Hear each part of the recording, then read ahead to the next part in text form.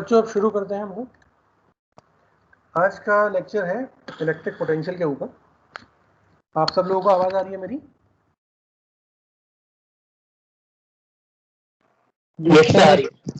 आ रही है। तो electric potential is the topic of today's lecture. और बेसिकली पोटेंशियल है क्या, मुझे ये कोई बताना चाहेगा कि what is potential?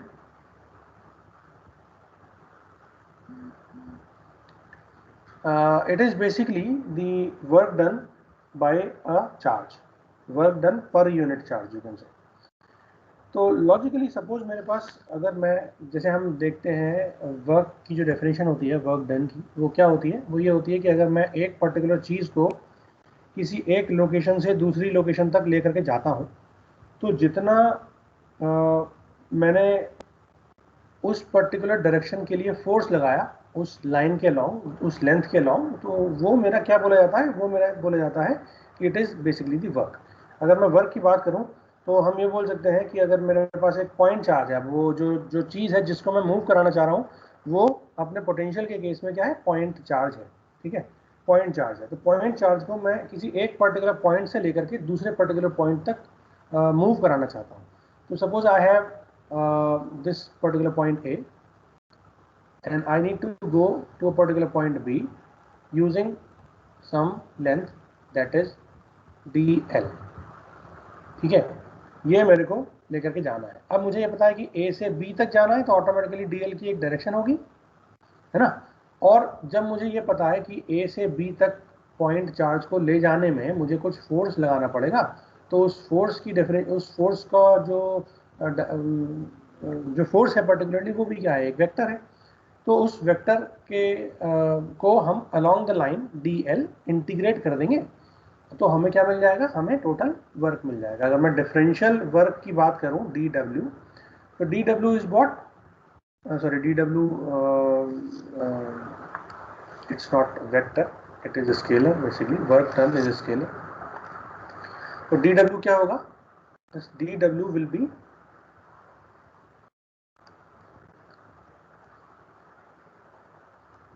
F dot DL। Force एक पर्टिकुलर पॉइंट चार्ज पर मैं लगा रहा हूं, ठीक है। तो वो फोर्स को अगर मैं DL के अलोंग इंटीग्रेट कर दूं, अलोंग द लाइन इंटीग्रेट कर दूं, तो मुझे क्या मिल जाएगा? मुझे वर्क डन मिल जाएगा। सपोज एक मेरे पास पॉइंट चार्ज है Q पॉइंट चार्ज है जो मेरा A पर रखा है, मैं उसको B पॉइंट तक लेके जाना चाहता हूं, ठीक है। अब सपोज पॉइंट चार्ज है Q, ठीक, B तक ले जाना चाह रहा हूं, तो ऑटोमेटिकली है क्या? मैं ये बोल रहा हूं कि मेरे पास जब A से B पॉइंट पर लेकर के जा रहा हूं, तो there is some electric field available और present in between the medium, in between the point ranges that is from A to B। A से B तक जाने में कोई ना कोई इलेक्ट्रिक फील्ड मेरे पास मौजूद है। तो अगर इलेक्ट्रिक फील्ड मौजूद है तो वो क्या होगी? दैट विल बी, आपको पता है क्या होता है? E is equals to F upon Q, force पर यूनिट चार्ज।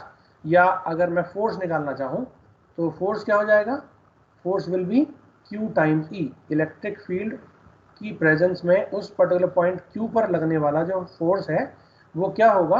वो उस चार्ज की वैल्यू अगर मैं उस इलेक्ट्रिक फील्ड इंटेंसिटी से मल्टीप्लाई कर दूं तो उसके बराबर होगी। तो वर्क डन अगर मैं निकालना चाहूं तो वर्क डन, इस चीज को मैं अपने यहां पर रख दूं F की जगह पे, ठीक है। तो ये क्या हो जाएगा? This will B line integral of कितना? जल्दी बताओ। Q times E dot DL, यही होगा ना? दोनों वेक्टर है, E vector dot DL vector long the line. और मैं इस Q को बाहर ले सकता हूं। मैंने अगर Q को बाहर ले लिया तो ये बेसिकली क्या हो गया? ये हो गया E डॉट DL, ठीक है। नाउ द थिंग इज कि अगर मैं A से B तक जा रहा हूं और A पर एक चार्ज है, तो मुझे पता है इस चार्ज की वजह से कोई ना कोई इलेक्ट्रिक फील्ड होगी उस मीडियम में, ऑब्वियसली पॉजिटिव चार्ज है तो फील्ड की डायरेक्शन कुछ ये होगी, मैं इसको इस तरीके से डिनोट कर सकता हूँ, ठीक है, ये मेरा इलेक्ट्रिक फील्ड होगी। तो ऑटोमेटिकली जब इलेक्ट्रिक फील्ड इस चार्ज की वजह से ही होगी तो क्या वर्क डन इस चार्ज के द्वारा करा जाएगा या इस चार्ज की वजह से होगा? इस चार्ज की रीजन से होगा, इस चार्ज की वजह से होगा, है ना, क्योंकि बेसिकली चार्ज की वजह से ही इलेक्ट्रिक फील्ड है ना।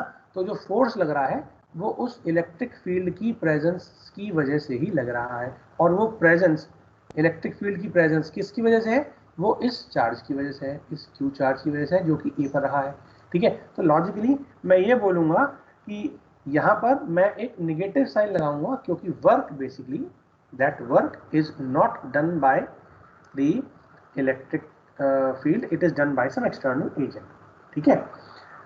नेगेटिव साइन जो है ये बता रहा है मुझे कि वर्क जो है वो किसी एक्सटर्नल एजेंट के द्वारा किया जा रहा है, कोई बाहर का इंसान है जो बेसिकली ये काम कर रहा है।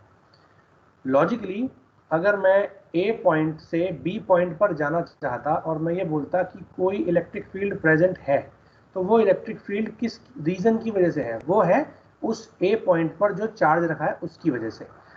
तो जो ऑटोमेटिकली अगर मैं उस फील्ड की प्रेजेंस में अगर मैं फोर्स लगाऊंगा तो वो चार्ज तो फोर्स लगा नहीं रहा, वो फोर्स कौन लगा रहा है? वो मैं लगा रहा हूँ। उस चार्ज पर तो ऑटोमेटिकली एक इलेक्ट्रिक फील्ड है, लेकिन अगर मैं उस इलेक्ट्रिक फील्ड की प्रेजेंस में उस चार्ज को मूव कराना चाहूंगा तो वो इलेक्ट्रिक फोर्स जो लगाऊंगा इलेक्ट्रिक फील्ड की प्रेजेंस में, क्यू चार्ज पर लगने वाला फोर्स जो है वो पर्टिकुलर चार्ज नहीं लगाएगा, वो कोई एक्सटर्नल एजेंट लगाएगा। लाइक फॉर एग्जांपल मैं या कोई भी एक एक्सटर्नल एजेंट उस चार्ज को ए से बी तक ले जाने का प्रयास कर रहा है, ठीक है।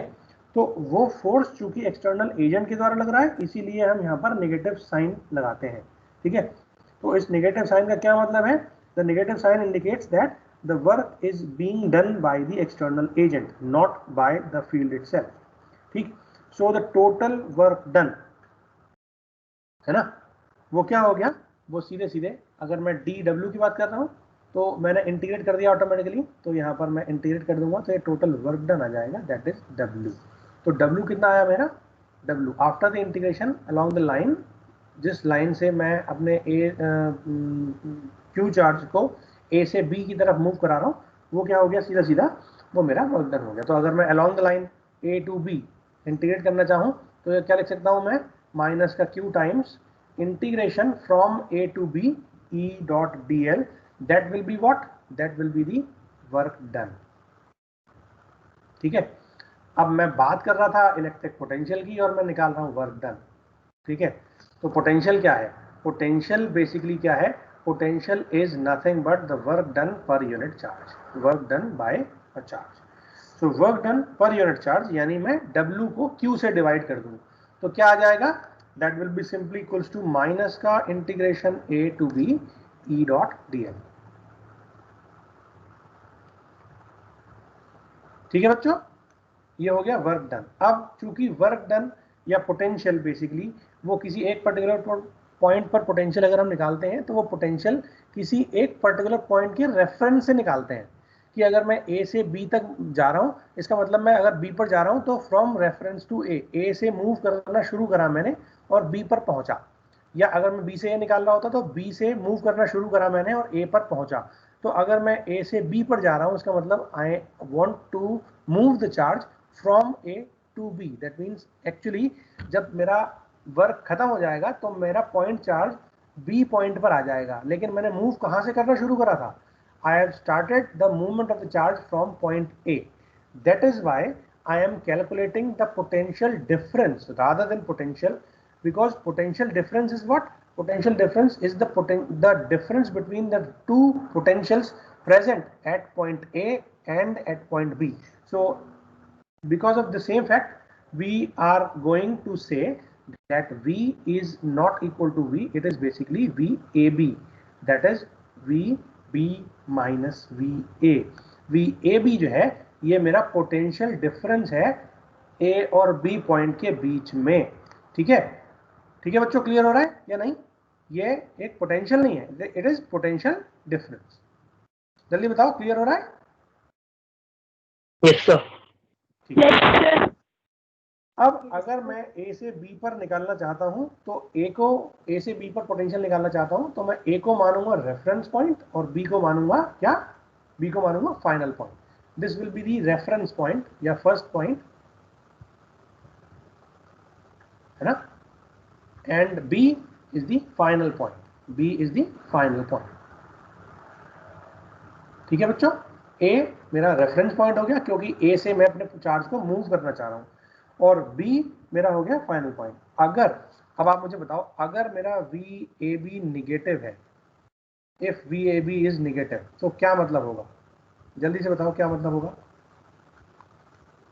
निगेटिव इसका डायरेक्शन मतलब, में. हाँ, इसका मतलब क्या होगा?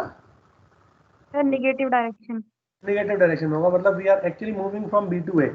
Now what is the B to A. Movement of b to a और a to B? That movement is nothing but it shows that the potential energy का जो लॉस हो रहा है, वर्क डन, दैट मीन्स जब मैं काम करता हूं तो मेरी कोई ना कोई एनर्जी लगती है ना, तो एनर्जी का लॉस हो रहा है. अगर मैं ए से बी तक लेकर के आ रहा हूं चार्ज को, तो मेरी पोटेंशियल एनर्जी का लॉस हो रहा है. दैट मीन्स वो जो काम है, वो काम कौन कर रहा है? वो काम फील्ड कर रही है. लेकिन अगर वी ए बी पॉजिटिव है तो उसका मतलब ये हुआ कि पोटेंशियल एनर्जी का इंक्रीमेंट हो रहा है, गेन हो रहा है पोटेंशियल एनर्जी में, और वो काम कौन कर रहा है? वो एक एक्सटर्नल एजेंट कर रहा है. ठीक है. Now see that work is being done by any external agent. तो बाय डिफॉल्ट हमने यहाँ पर क्या लगाया था? यहाँ पर मैंने नेगेटिव साइन लगाया था. ये नेगेटिव साइन क्या शो करता है? Negative sign shows that work is done by external agent, है ना. Work is done by external agent. ठीक है बच्चों. अब लॉजिकली क्या है? अगर मैं काम कर रहा हूं तो ऑटोमेटिकली काम करने के बाद ऐसा तो है नहीं कि काम की वैल्यू निगेटिव हो सकती है. निगेटिव साइन का मतलब सीधा सीधा ये है कि that work is not being done by the charge itself और the field itself. It is basically done by some external agent. Like for example, अगर मैं चार्ज को मूव करा रहा हूं तो मैं मूव कर रहा हूं, ऐसा तो है नहीं कि मैं मूव करा रहा हूं, मतलब ऐसा तो है नहीं कि चार्ज खुद मूव कर रहा है. लेकिन अगर पोटेंशियल नेगेटिव है, इसका क्या मतलब होगा? पोटेंशियल नेगेटिव है, इसका मतलब चार्ज जो है वो पोटेंशियल एनर्जी डिक्रीज कर रहा है. पोटेंशियल एनर्जी डिक्रीज हो रही है, इसका मतलब चार्ज के ऊपर जो फोर्स लग रहा है वो फील्ड के द्वारा लग रहा है. तो work is being done by the field. Work is being done by field अगर ये चार्ज नेगेटिव है. ठीक है बच्चों, ठीक है ना, क्लियर है? Work is being done by field. और अगर वी ए बी की वैल्यू पॉजिटिव है, इज पॉजिटिव, देन इसका क्या मतलब होगा? इसका मतलब ये होगा कि work is being done by external agent. External force. तो अगर एक्सटर्नल एजेंट कोई काम करेगा तो मेरा पोटेंशियल डिफरेंस में क्या होगा? गेन होगा, है ना. और अगर work is done by some the electric field, that means potential energy मेरी क्या होगी? मेरी पोटेंशियल एनर्जी डिक्रीमेंट होगा, पोटेंशियल एनर्जी का डिक्रीमेंट होगा. ठीक है बच्चों. अब इसमें एक बहुत ही इंपॉर्टेंट चीज है, वो ये कि ये जो पोटेंशियल डिफरेंस है ए से बी तक जाऊं, तो जरूरी नहीं है कि ए से बी तक जाऊं मैं तो केवल यही पाथ है. There may be n number of paths to go from A to reach B point from ए.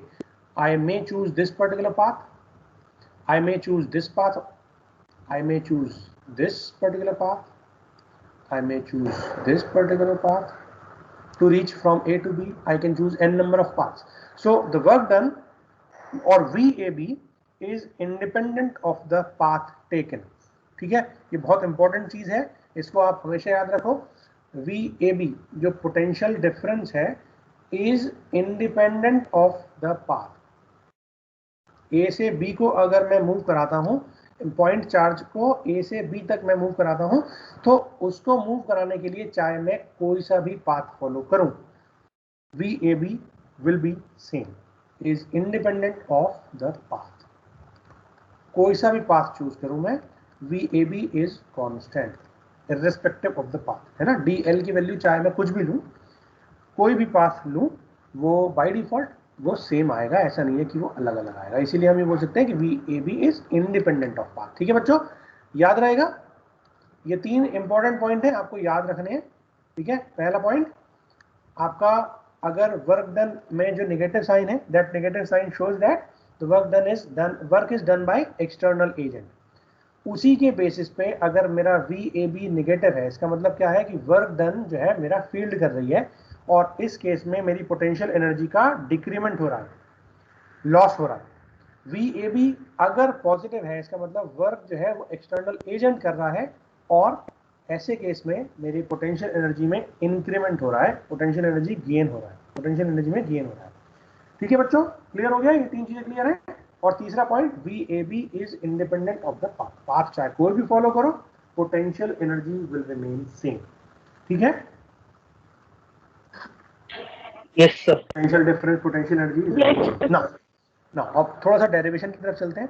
ठीक है, मुझे ये पता है कि मैं E.dl निकाल रहा हूं, है ना। जो मेरा VAB है वो मेरा क्या है बताओ, माइनस का A to B कितना, E.dl, यही है ना। अगर मैं पॉइंट चार्ज की वजह से बात करूं तो field due two point charge कितना होता है? In the case of point charge E will be given bye, आपको पता है, Q upon 4 pi epsilon naught R square AR cap. अगर मैं बात करता हूं कि मेरा चार्ज जो है वो फ्री स्पेस में रखा है, एप्सिलॉन नॉट मैंने यहां पर लगाया है। ठीक है ना। अगर मैं इसको इस इक्वेशन में रख दूं, इस E को इस इक्वेशन के अंदर रख दूं, तो मैं VAB निकाल लूंगा। VAB will be equals to minus का इंटीग्रेशन A to B, कितना, Q upon 4 pi epsilon naught R square AR cap dot, ये तो हो गया E। DL कितना होगा? DL is simply DR AR cap, क्योंकि चाहे कुछ भी हो, DR AR कैप plus D theta A theta cap plus D phi FI cap, मतलब जो भी R sine theta D theta और R D थीटा और R sine theta D phi, है ना। तो जो भी वैल्यू आती है DR की, उसके साथ अगर मैं डॉट प्रोडक्ट करूंगा AR का, तो केवल यही वाला कॉम्पोनेंट बचेगा, बाकी दोनों कॉम्पोनेंट का डॉट प्रोडक्ट कितना हो जाएगा? 0 हो जाएगा। So there is only one thing that we need to take is the AR vector, the DL is in the AR vector. ठीक है, तो ये कितना आ जाएगा? It is simply equals to minus Q upon 4 pi epsilon naught. ठीक है, ये तो कांस्टेंट है, I can take it outside from this integration, and that will be from the distance, the coordinates of A and B, and that is simply equals to 1 upon R square dr। यही आएगा ना बच्चों, क्योंकि AR dot AR तो 1 हो जाएगा, ये पूरा कांस्टेंट है, I can take it outside from this integration, तो बचा क्या? R square dr। ये मेरा आ गया यहाँ पर। ठीक, जल्दी से बताओ हाँ या ना।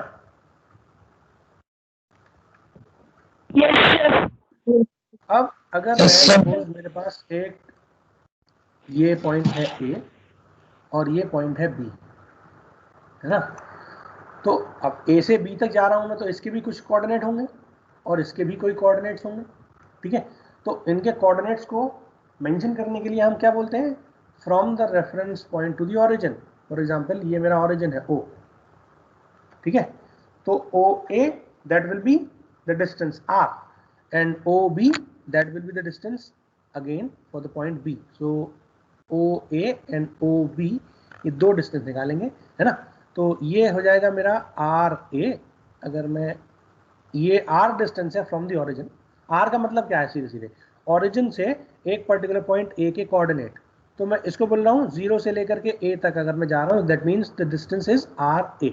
A पॉइंट की डिस्टेंस है ओरिजिन से, ठीक है। और अगर मैं O पॉइंट से, ओरिजिन से डिस्टेंस B पॉइंट की कैलकुलेट करना चाहूँ, that will be what? That will B RB। In general कोई भी डिस्टेंस है वो क्या है? वो मेरी R है ना। तो ये RA से RB तक मूव कर रहा हूँ बेसिकली। तो मैं इस डेरिवेशन को, इस इंटीग्रेशन को क्या लिख सकता हूँ? इसको लिख सकता हूँ minus Q upon 4 pi epsilon naught, ये तो कांस्टेंट है। Instead of A to B I should choose RA and RB, and then that is 1 by R square dr। अब अगर मैं R की पावर -2 को डिफरेंशिएट, इंटीग्रेट करूं विद रिस्पेक्ट टू R, तो मुझे क्या मिलेगा बताओ? माइनस का 1 अपॉन R, है ना। R की पावर -2 का अगर मैं डिफरेंशिएशन करूं, इंटीग्रेशन करूंगा विद रिस्पेक्ट टू R, तो मुझे क्या मिलेगा? 1 by r cube माइनस है ना, माइनस का 1 upon R. So I can write it as this will be equals to minus q upon 4 pi epsilon naught. ठीक है, ये हो जाएगा कितना, ये हो जाएगा माइनस का 1 अपॉन आर. ठीक है, from R A to R B. और इस वाले माइनस से ये वाला माइनस कैंसिल आउट कर सकते हैं हम. We are left with q upon 4 pi epsilon naught.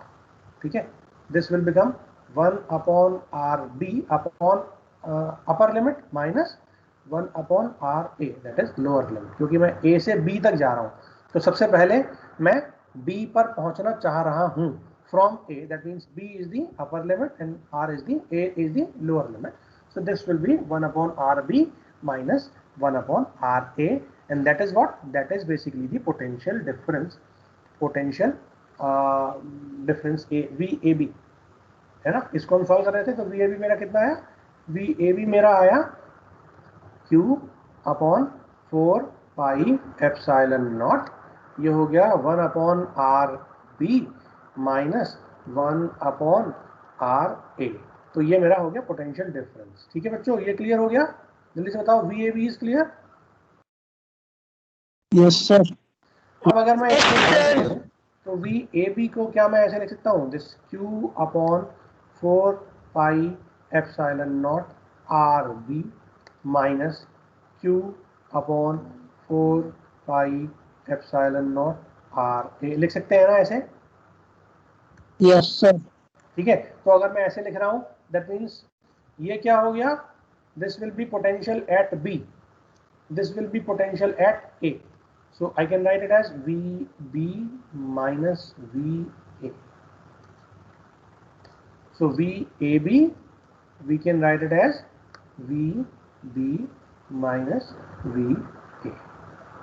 ठीक है बच्चों, this is basically the potential difference. Now अगर मुझे एब्सोल्यूट पोटेंशियल चाहिए, absolute potential, if I want absolute potential at a particular point, ठीक है, तो ये क्या होगा, absolute potential is the potential if I am moving a charge from infinity to a particular point. Suppose for example I want to calculate VB only. VB अगर मैं निकालना चाहता हूं तो ये कैसे निकालेंगे, एब्सोल्यूट पोटेंशियल मतलब जब दूसरा पोटेंशियल जीरो हो जाए. भाई अगर मैं ये बोलूं कि अगर मैं VAB से को VB बनाना चाहूं, इसका मतलब क्या है, इसका मतलब यह है कि VA जीरो है, यही तो मतलब है. इफ VAB equals to VB, that means VA equal to zero. जल्दी से बताओ, हाँ या ना? यस. तो अगर VA जीरो है, हाँ VA जीरो कैसे होगा, VA की वैल्यू कितनी है, ये है ना, VA की वैल्यू कितनी है, VA is Q upon 4 pi epsilon not RA. Now अगर मैं इस Q को जीरो कर दूं तो ऑटोमेटिकली ये वाला Q तो यहाँ पे भी आ रहा है, तो ये भी जीरो हो जाएगा, है ना. तो इसको तो जीरो कर नहीं सकता मैं. ये मेरा कांस्टेंट है, ये भी मेरा कांस्टेंट है, ये भी मेरा कांस्टेंट है. I can not make them zero as well. तो मैं क्या कर सकता हूं, अगर मैं इस RA को इन्फिनिटी कर दूं, if RA is infinity, then if RA is infinity, then VA can be approximated as 0. हाँ या ना? बोलो. Yes sir. Yes sir. और अगर RA की वैल्यू जीरो हो गई, इन्फिनिटी हो गई, मतलब VA की वैल्यू जीरो हो गई, और अगर VA की वैल्यू जीरो हो गई, इसका मतलब VAB की वैल्यू कितनी हो गई, VAB की वैल्यू VB हो गई. हाँ या ना? दैट मीन्स VB यानी absolute potential at point B.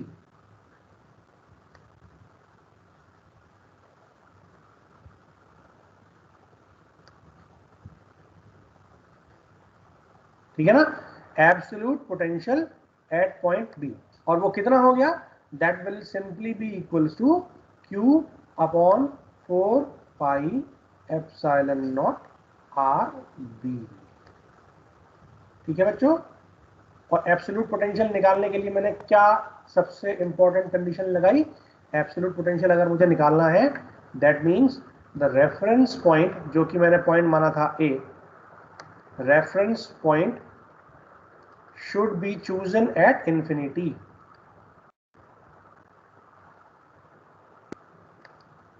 As infinity.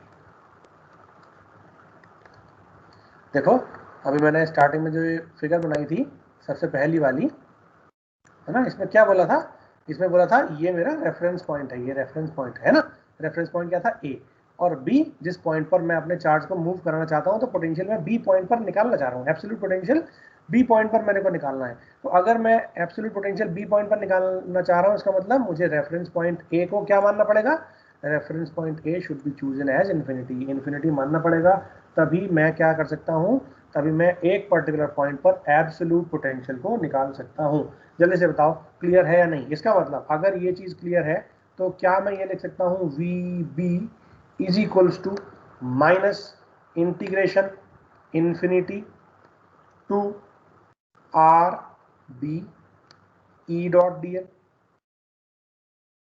लिख सकता हूं ना, क्योंकि मैंने आर ए की वैल्यू को इन्फिनिटी कर दिया। इसका मतलब लोअर पोटेंशियल कितना हो गया? लोअर वैल्यू कितनी हो गई पॉइंट की? लोअर लिमिट कितनी हो गई? लोअर लिमिट हो गई इन्फिनिटी। इसका मतलब क्या हुआ? थ्योरेटिकली इसका मतलब ये हो गया कि मैं इन्फिनिटी से एक पॉइंट चार्ज को एक पर्टिकुलर पॉइंट तक, बी पॉइंट तक लेकर के आना चाह रहा हूं, और उस बी पॉइंट पर लाने के बाद जितना भी कार्य किया जाएगा मेरे द्वारा, मैं एक्सटर्नल एजेंट हूं, मेरे द्वारा जितना भी कार्य किया जाएगा, work done by me from to move a charge from minus to from infinity to a particular point B, that will give me the absolute potential at particular point B. Clear है? Yes sir. समझ में आ रहा है?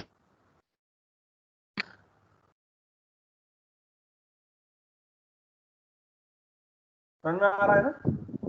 Yes sir. ठीक। अभी तो मैंने माना कि मेरे पास केवल एक चार्ज था, मैं केवल एक चार्ज को मूव करा रहा हूं, ठीक है। लेकिन अगर मेरे पास n नंबर ऑफ चार्जेस हो तो क्या होगा, है ना? तो मैं ऑटोमेटिकली उन सारे चार्ज का एडिशन करते जाऊंगा, है ना।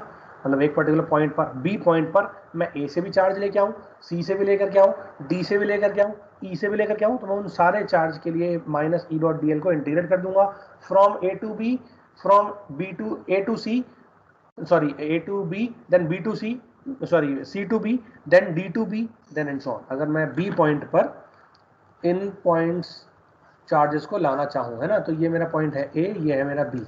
एक मैं सी पॉइंट से लाना चाह रहा हूँ, एक डी पॉइंट से लाना चाह रहा हूँ, एक ई पॉइंट से चार्ज लाना चाह रहा हूँ, ठीक है, दिस इज सी। ठीक, तो ये सारे चार्ज हैं और मैं इस पर्टिकुलर पॉइंट बी पर लेकर के आना चाह रहा हूँ, तो क्या होगा? तो we be will be what? Minus का a to B E dot D l, है ना, प्लस सॉरी फिर माइनस कितना? C to B E dot D l, plus या माइनस, क्योंकि मैं ऐड कर रहा हूँ, माइनस का d to B E dot D l, minus का e to B E dot D l. तो मैं उन सारे पॉइंट्स को ऐड कर दूंगा, तो ये क्या आ जाएगा मेरा? ये उस पर्टिकुलर पॉइंट बी पर पोटेंशियल आ जाएगा, keeping in mind that all the points A B A C D E are at infinity. अगर ये सारे पॉइंट्स मेरे इंफिनिटी पे हैं, then only I will be able to calculate the absolute potential at a particular point B. Clear है बच्चों या नहीं? Clear है बच्चों? ठीक है। Yes sir. अब लॉजिकली है क्या, मैं ये मान करके चल रहा हूं कि इंफिनिटी पर पोटेंशियल जीरो है ना, इंफिनिटी पर पोटेंशियल जीरो है। इसका मतलब मैं माइनस इन्फिनिटी से एक चार्ज लेकर के आ रहा हूँ, माइनस इन्फिनिटी पर, सॉरी इन्फिनिटी पर एक चार्ज लेकर के आ रहा हूँ, और इन्फिनिटी पर पोटेंशियल कितना है? Zero. But there may be a possibility कि चार्ज किसी इन्फिनिटी यानी बहुत दूर लोकेशन से ना लाने की बजाय मैं एक पास वाली लोकेशन से लेकर के आऊँ, और उस पास वाली लोकेशन पर भी पोटेंशियल मेरा जीरो हो। ऐसा भी तो हो सकता है, क्योंकि एक तो चार्ज है नहीं, फील्ड भी एक नहीं है, तो जब फील्ड एक नहीं है, चार्ज एक नहीं है, तो n नंबर ऑफ चार्जेस की वजह से हो सकता है किसी एक पर्टिकुलर पॉइंट पर जीरो पोटेंशियल आ जाए, है ना। तो अगर ऐसा हो गया कि जीरो पोटेंशियल मुझे कहीं पर मिल रहा है, उस जीरो पोटेंशियल की वजह से मैं ये बोल सकता हूं कि मैं एक पर्टिकुलर पॉइंट को उस पर्टिकुलर पॉइंट से भी कैलकुलेट कर सकता हूं, है ना। तो rather than to move a charge from infinity to a particular point, अगर मेरे एक पर्टिकुलर पॉइंट पर जहां पर पोटेंशियल जीरो है वहां पर भी अगर कोई चार्ज रखा है, तो उस चार्ज को मूव कराने में एक पर्टिकुलर पॉइंट तक जितना वर्क डन होगा पर unit charge, that will also be equal to the absolute potential at a particular point. Clear है या नहीं? देखो मैं ये मान रहा हूं कि मेरा आर ए की वैल्यू इन्फिनिटी थी, है ना, लेकिन एक तो ये रीजन हो गया कि आर ए की वैल्यू इन्फिनिटी थी, मतलब अल्टीमेटली मुझे क्या करना है, मुझे वी ए को ही तो जीरो करना है। तो वी ए को जीरो करने के लिए मैंने ये बोला कि आर ए की वैल्यू जीरो इन्फिनिटी थी, लेकिन अगर किसी भी रीजन से वी ए जो है मेरा q upon 4 pi epsilon naught r a, ठीक है, अगर ये मेरा जीरो हो जाए, इसका मतलब अगर मैं ए से बी तक चार्ज को मूव कर रहा हूं, तो automatically that will be given by V A B and that is nothing but the absolute potential at B. तो ऐसा भी केस हो सकता है जब मैं एक पर्टिकुलर पॉइंट से चार्ज को मूव कराऊं और उस पर्टिकुलर पॉइंट पर मेरा पोटेंशियल कितना था, जीरो था, है ना। तो अगर मैं टोटल वी ए बी निकालना चाहूंगा तो उस केस में वी ए बी कितना होगा, उस केस में भी मेरा V A B V B के बराबर होगा। ठीक है बच्चों, क्लियर है या नहीं? Yes sir. क्लियर है Yes, sir. या नहीं? ठीक है, इजी है ना? Yes sir. ठीक, अब हम क्या करेंगे, अब हम देखेंगे कि अगर मैं इस इक्वेशन को देखूं ध्यान से, माइनस का ई डॉट डी एल वाली इक्वेशन को देखूं, तो लॉजिकली है क्या, लॉजिकली ये है कि अगर मैं माइनस का ई डॉट डी एल को अगर देखता हूं, तो ये मेरा क्या आ रहा था, ये मेरा आ रहा था potential difference V A B, है ना। अगर आप ध्यान से देखो, अगर मैं माइनस ई डॉट डी एल सॉल्व करता हूं, तो क्या मैं इसको लिख सकता हूं कि it is basically Q upon 4 pi epsilon naught R. ये तो मेरा इंटीग्रेशन सॉल्व करने के बाद आ ही रहा था, है ना, ए से बी तक अगर मैं जा रहा हूं तो ये तो आ ही रहा है ना, प्लस एक कांस्टेंट ऑफ इंटीग्रेशन। क्या मैं ऐसे लिख सकता हूं, जब भी मैं इंटीग्रेशन को सॉल्व करता हूं, इंटीग्रेशन डीएक्स, तो मैं क्या करता हूं,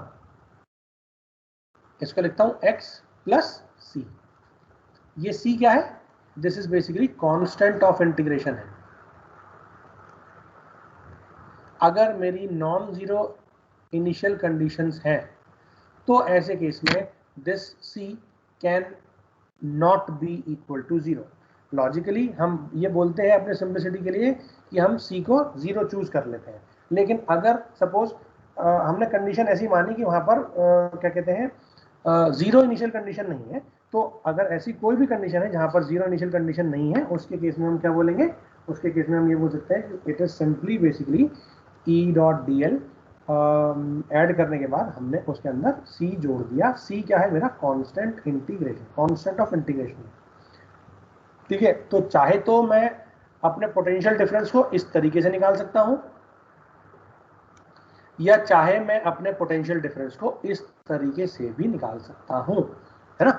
और इस तरीके से निकालने में मुझे ये पता होगा कि मुझे कांस्टेंट ऑफ इंटीग्रेशन निकालना है, एक पर्टिकुलर पॉइंट पर पोटेंशियल डिफरेंस गिवन होगा, और फिर मैं उसको सीधे सीधे कैलकुलेट कर लूंगा। ठीक है बच्चों, क्लियर है या नहीं? Yes, sir. अब इसमें एक छोटी सी चीज और है, अगर मैं एक रेफरेंस पॉइंट, अगर ओरिजिन ना मानूं, जैसे मैंने पहले केस में क्या माना था, ये O था, ये वाला पॉइंट था B, और ये वाला पॉइंट है A, है ना, और मैं A से B तक अपने चार्ज को मूव करा रहा हूं, यही तो था। तो अगर इस वाले पॉइंट को ओरिजिन ना मान करके मैं कुछ और मान लूं, फॉर एग्जाम्पल XYZ मान लो, ठीक है, और ये वाली वैल्यू क्या है, सपोज ये वाली वैल्यू है x1, y1, z1, और ये वाली वैल्यू क्या है x2, y2, z2। तो ऐसे केस में जो डिफरेंस होगा RA, वो RA क्या होगा, RA और RB, RA और RB की वैल्यू होगी रिस्पेक्टिवली क्या, RA will be equals to x1 minus X square plus y1 minus Y square plus z1 minus z square का अंडर रूट, है ना। ये x square plus Y square plus Z square, sorry z1 square y1 square और x square, इसके under root के equal नहीं होगी, ये कंफर्म है। क्यों? क्योंकि मैंने रेफरेंस पॉइंट 0 0 0 ना मान करके क्या माना, x y z माना। और अगर ऐसा है तो मुझे ये वाली वैल्यू x1 माइनस x को स्क्वायर करना है, rather than simply x1 square या y1 स्क्वायर या z1 स्क्वायर। इसीलिए मैं अपने इस एक्सप्रेशन को क्या लिख सकता हूं, इस एक्सप्रेशन को जो मैंने अभी लिखा है q अपॉन 4πε0r, उसको मैं लिख सकता हूं this is q upon 4πε0 absolute value of r minus the reference point, है ना। तो ये रेफरेंस पॉइंट सपोज मैं बोल देता हूं इट इज r डैश, तो r डैश ये वाली वैल्यू हो जाएगी, और इसको मैं बोलूंगा कि this is basically what, this is v at a particular point as a function of r, इस r का फंक्शन है, ठीक है। कीपिंग इन माइंड ये r डैश जो है ये रेफरेंस पॉइंट, ठीक है बच्चों, क्लियर है। पोजीशन वेक्टर जो दे रखा है वो आपको 0 से ना देने की बजाय एक particular point of reference r dash से दे रखा है। इसकी वजह से हमने क्या बोला कि r minus r dash that will give you the value between point a and o, that o is not basically the origin, the o is basically a reference point. For this case it is assumed to be x comma y comma z, ठीक है बच्चों। तो अगर ऐसा है तो automatically we can easily solve the potential difference by keeping the reference point which is the given as same as in the question, ठीक है। अब एक क्वेश्चन कर लेते हैं, उसके बाद हम देखते हैं कि इस क्वेश्चन को करने के बाद क्या कहते हैं सॉल्व कैसे करेंगे, और सॉल्व करने के बाद पोटेंशियल डिफरेंस कैसे निकालेंगे, ठीक है। क्वेश्चन बहुत आसान सा है, ठीक।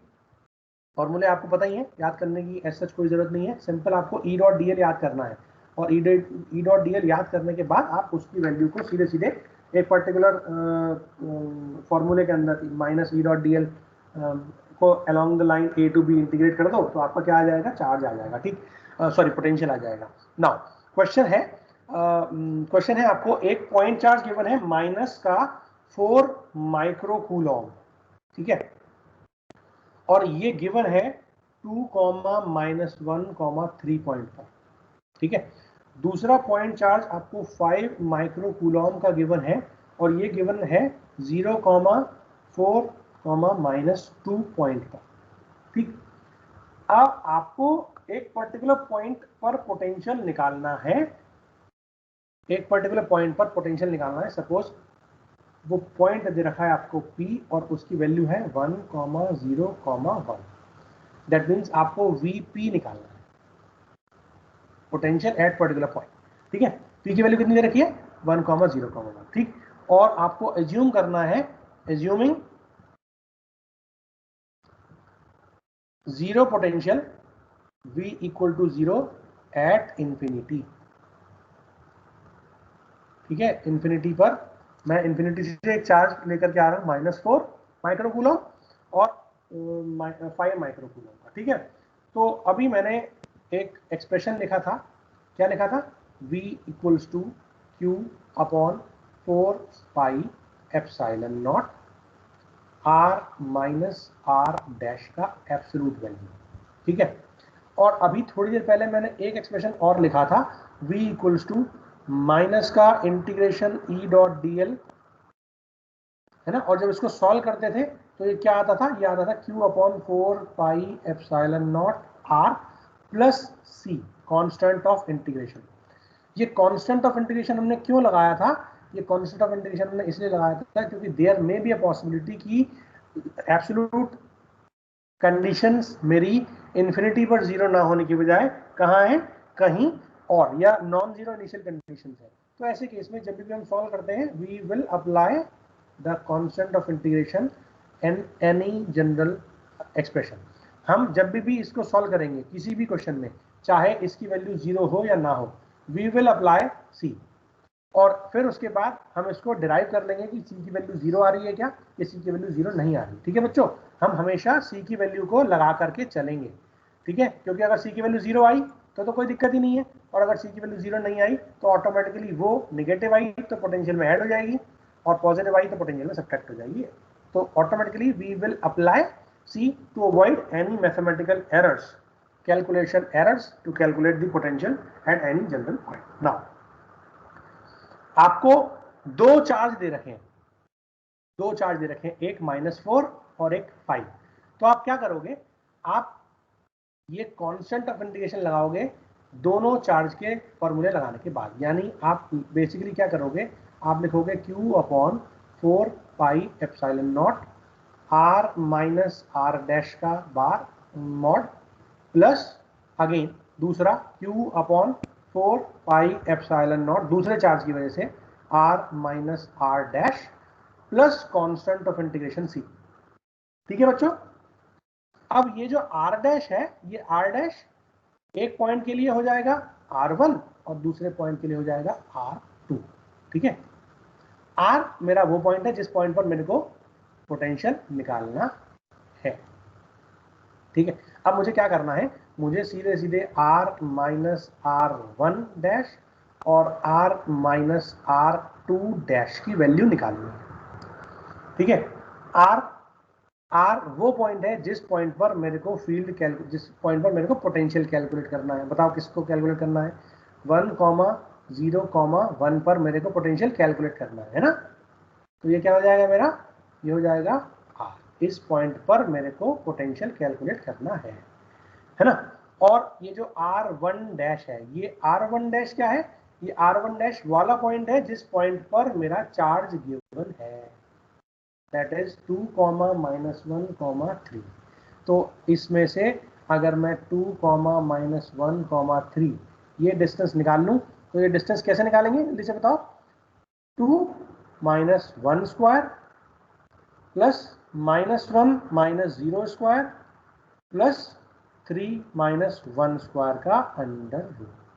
ठीक है बच्चों, तो ये कितना आ जाएगा, 1 प्लस 1 स्क्वायर प्लस 2 स्क्वायर यानी 4 का अंडर रूट। तो ये आ जाएगा √6।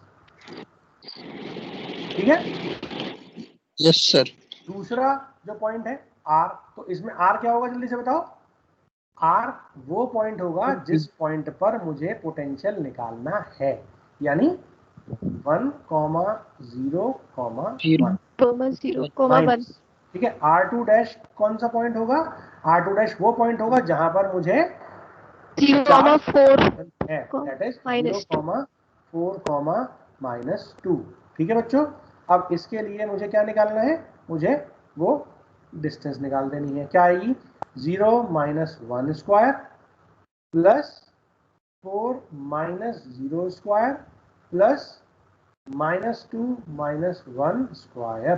तो ये कितना आ जाएगा, this will B 1 plus 4 plus 3 square, है ना। 1 प्लस 16, 17 प्लस 9, 17 और 9 26, √26, √26। That will be the r minus r1 का मॉड और r माइनस r2 का मॉड। ठीक है, अब मुझे इस पॉइंट पर पोटेंशियल रख देना है। ठीक है, तो v1, 0, 1 क्या हो जाएगा, that will be simply equal to 10 power -6, क्योंकि माइक्रो कूलम में चार्ज दे रखे हैं, ठीक है, पहला चार्ज है कितना, -4, ठीक है, अपॉन 4 पाई एप्सिलॉन नॉट, ये तो दोनों में आएगा ना, 10 पावर -6 और 4 पाई एप्सिलॉन नॉट, ये तो दोनों में आएगा, तो इसको हम कांस्टेंट ले लेते हैं, बाहर ले लेते हैं। ठीक है, और ये आ गया कितना, -4 अपॉन पहले वाले की डिस्टेंस कितनी है, √6 प्लस दूसरे वाला कितना आया था, दूसरा वाला चार्ज दे रखा है 5 माइक्रो कूलम। ठीक है, और दूसरे वाले की डिस्टेंस कितनी है, √26। ठीक है बच्चों, इसको सॉल्व कर लो, we will be able to calculate the potential. अब देखो C दे रखा है आपको, C। अब क्वेश्चन में क्या दे रखा है, क्वेश्चन में ये दे रखा है कि एज्यूमिंग v = 0 एट इंफिनिटी, अगर मैं v = 0 करता हूं इंफिनिटी पर, दैट मीन्स बाय डिफॉल्ट इस स्टेटमेंट की वजह से मुझे पता लग गया कि मेरा कांस्टेंट ऑफ इंटीग्रेशन क्या है, 0 है। ठीक है, तो कांस्टेंट ऑफ इंटीग्रेशन कितना है, 0, और उस कांस्टेंट ऑफ इंटीग्रेशन को हम 0 रख देंगे, तो दिस c विल बिकम 0। क्या बचेगा मेरा, केवल ये बचेगा। ठीक है, इसको सॉल्व कर लो। 10 power -6 upon 4 into 3.14 into 8.85 into 10 power -12। ठीक है, और यहाँ पर आ जाएगा आपका, इसको 5 को पहले लिख लो, 5 divide by √26 minus 4 divide by √6, है ना। जो वैल्यू आएगी that will be the potential at a particular point, that is v एट 1,0,1। ठीक है बच्चों, निकाल लोगे, सॉल्व कर लोगे? Yes, sir. Yes, sir. ठीक है, अब हम मिलेंगे ट्यूसडे, है ना, ट्यूसडे। तो ट्यूसडे मैं एक क्वेश्चन और करा दूंगा, अब तो टाइम हो गया है ना, अदरवाइज थोड़ा सा लेंथी हो जाएगा। दूसरा क्वेश्चन करा दूंगा जब पोटेंशियल 0 इन्फिनिटी पर ना देने की बजाय किसी और पर्टिकुलर पॉइंट पर दे रखा हो, तो आप कैसे करोगे। उसके बाद एक एग्जाम्पल और देखेंगे जहां पर हम देखेंगे कि अभी तो मैंने पॉइंट चार्ज की वजह से फील्ड निकाली, अगर मैं लाइन चार्ज की वजह से फील्ड निकालूं तो क्या होगा। तो लाइन चार्ज की वजह से फील्ड कितनी होती है, ई रो होती है ना, that is rho L divide by 2 pi epsilon naught rho a rho cap, है ना। ये मेरा क्या हो जाएगा, दिस इज सिंपली ई। तो अगर मुझे Q W अपॉन Q निकालना हो इस केस में, यानी मुझे V निकालना है A B along the line, line charge से मैं मूव कर रहा हूँ, तो ये कितना होगा, माइनस का E डॉट डी एल होता है ना, और माइनस का E डॉट डी एल के लिए मैं क्या करूंगा, मैं A से B पर जाना चाह रहा हूँ along the line, along the line that means rho L divide by 2 pi epsilon naught, ये तो कांस्टेंट है ना। और जब मैं ये देखता हूं तो ये किसका है, ये एरो कंपोनेंट है, एरो कैप, तो डीएल भी कितना होगा, एरो कैप होगा, है ना। तो हम लिख सकते हैं इसको सीधे सीधे 1 अपॉन रो डी रो, और उसको इंटीग्रेशन को सॉल्व कर लो from A to b along with a negative sign. ठीक है, तो जब मैं इसको सॉल्व करता हूं तो 1 अपॉन रो मतलब एल एन रो, नेचुरल लॉ। ठीक है, तो हम क्या लिखते हैं, हम लिखते हैं इसको माइनस का rho L divide by 2 pi epsilon naught, और ये हो जाएगा natural log of rho from a, अरे नेचुरल लॉग ऑफ रो तो रह गया, रो रह गया। ठीक है, natural log of rho L N of rho from A to B plus a constant of integration, अगर मैं ए से बी तक अलोंग द लाइन चार्ज को मूव कराना चाहता हूं तो उसके केस में पोटेंशियल को इस तरीके से कैलकुलेट करेंगे। अब हम कल जब मिलेंगे तो कल एक तो इसके ऊपर क्वेश्चन देखेंगे कि लाइन चार्ज के हिसाब से अगर मैं पोटेंशियल निकालना चाहूँ तो कैसे निकाला जाएगा, और दूसरा क्वेश्चन देखेंगे कि अगर मेरा रेफरेंस पॉइंट जो इन्फिनिटी पर मैंने पोटेंशियल माना था 0, अगर वो 0 इन्फिनिटी पर ना होने की बजाय किसी जनरल रेफरेंस पॉइंट पर होता तो उस केस में पोटेंशियल डिफरेंस कैसे निकालेंगे। ठीक है बच्चों, क्लियर है?